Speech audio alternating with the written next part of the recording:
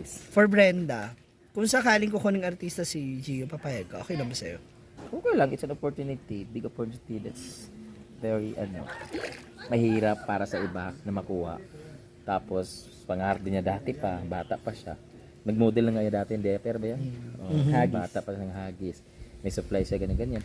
Kung opportunity, why not? Ba't mo naman nahadlangan yun? Tsaka, alam mo, ang tao, magluloko, maging artista man yan, o maging ano man yung profession niya, maging doktor man siya, maging ano pagdating ng araw. O gusto niya magloko, gusto niya akong hiwalayan niya ako, at hindi yung pagiging artista yung paghiwalayan namin. Pwede kami maghiwalay kahit hindi siya artista.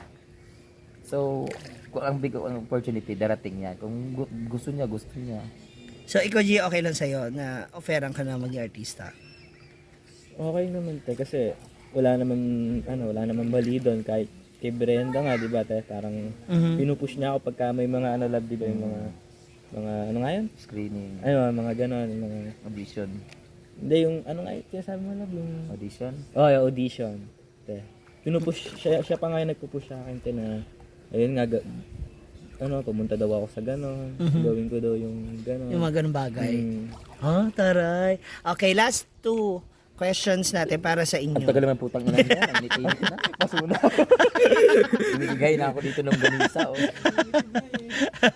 Okay na ako. At naluluto na. Okay. Mag-overheat ng cellphone. Wala na yata yung cellphone mo, overheat na yata yun. Ano sa tingin mo, ayan, saan ba yun? Ano sa tingin nyo ang pwede nyo i-sacrifice sa isa't isa? Ano yung pwede mong, aalisin ko na to para sa'yo? Ikaw muna, Gio. Ako te kasi 'di ba dati din naman rin ako. May din ako mambabae. Ganun. Sa babaero ka, aminado ka rin. Dati naman te babaero naman ako. Pero nung pagka Babayero ka talaga? hindi naman, yung sakto lang. Yung, Kasi at your yun ang age, sinabi ko nakailang ka sa'yo. na? At your age, nakailang girlfriend ka na? 25. Oh, see? Girlfriend o tinira lang? Both. So, talagang ka, Wala, playboy. hindi ka babaero. Wala ka sa amin. Ako sa mga 500 na yata. Or 600. Kasi kan ako kay Mia eh. Baka nga naungusan ko na siya. Hindi, so, yung ganong attitude. Yun yung natigilan ko. Talaga? Tsaka kahit hindi naman tayo eh, di ba nagbago ka na? Wala ka na jowa nun, ilang buwan. Ay, hindi. Hindi, ilang buwan pa lang nun. Parang 3 months ka Pati naghiwalay. natin, lahat naman. Kailan ka naghiwalay ng ex mo? Bago kayo nagkakilala. Ako January. January, January din ako. Kasi 3 months yung, diba 3 months? 3 months, January. Pareho kami 3 months na past relationship namin. Pero yung ex niya, 1 taon kayo. Yung ilan yung taon? 1 taon. 1 taon kayo nun? Kalahati 1 year and a half. Ano yung willing may sacrifice for Gio?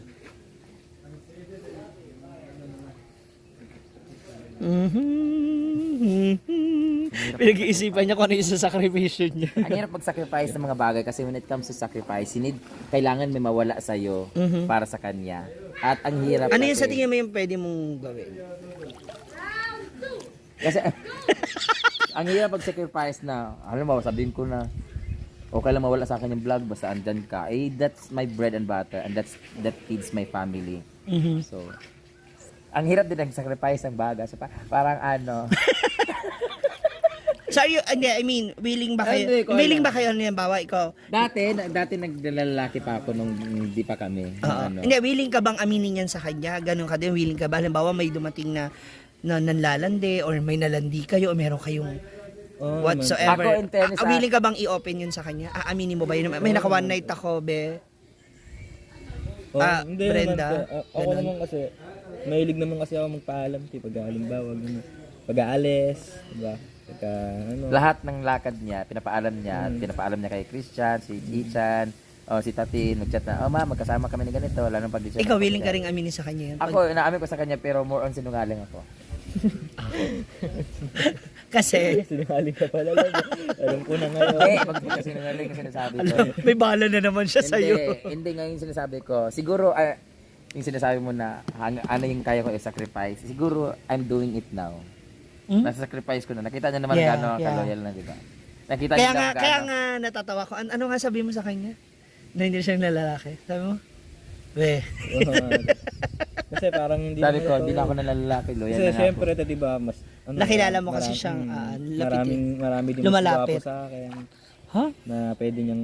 Hindi, kasi siya anytime, pwede siya mababae, pero mahirap kasi it takes time pagod niya maganon, kailangan niligawan, unless burikat talaga yung babae, pok-pok, natakalas talaga siya magpatira sa kanya. Alamin natin, di ba, ang lalaki talaga, bago makaganon, kailangan mo na lang ligawan. Kahit hindi nila gusto, kailangan lang ligawan kasi type nilang ganon. Hanggang sa nandun na lang yung mapupol ka na lang, o marirespeto ng tao. Minsan nga, may lalaki na target lang nila, ganunin yung babae, pero pag nakilala nila, minamahal nila, nirespeto na nila. Pero sa atin, ang bakla, pag may pera, may matitikman talaga. Alam natin yan. Kasi hanggat may lalaking gipit, may baklang magpapapuwet talaga. So, lalo na sa probinsya, pag wala ka. Yan, lalo na sa probinsya, na wala siya. Diba, ganun, ang dami ko mga friends na mga burikat, yung mga baklang, Dam, Brenda, friend, dahil punta tayo sa ganito. So, para maiwasan ko, hindi na ako sasama. Yun yung sinasabi Oo. niya sa'yo sa chat. So, nababawasan pag nalalaki ko, pero meron pa rin.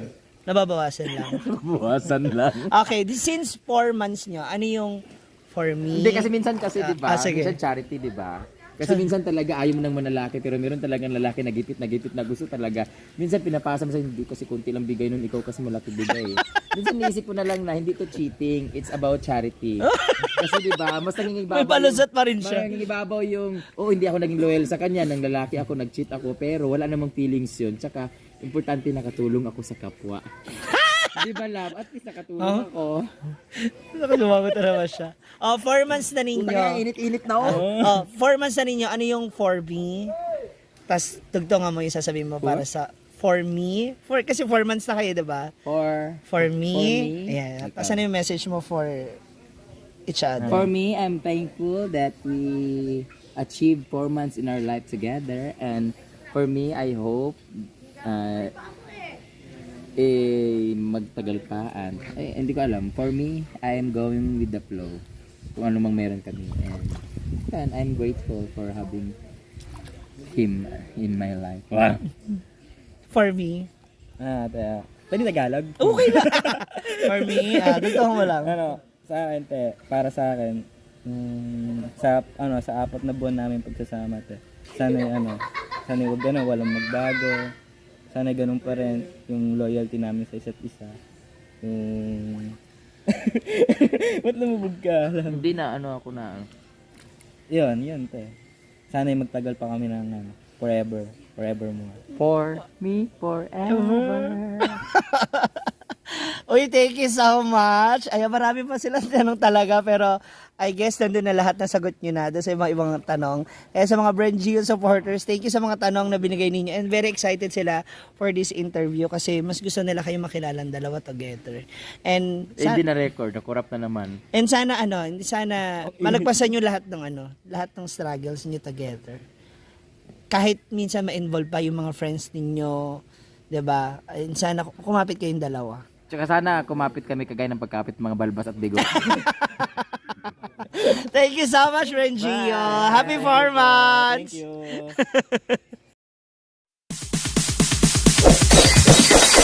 It's DJ.